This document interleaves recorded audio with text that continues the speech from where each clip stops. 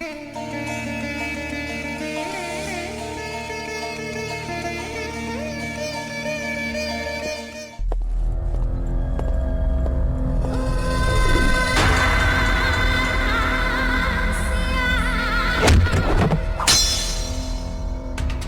தப்பு செஞ்சா கண்ணு காட்டி கொடுத்துரும்.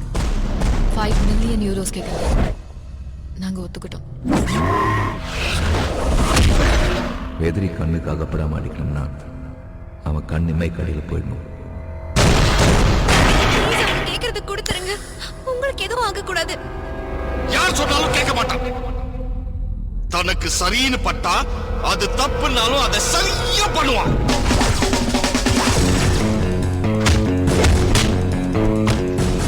விக்கி உனக்கு எப்படியோ அப்படிதான் எனக்கும்.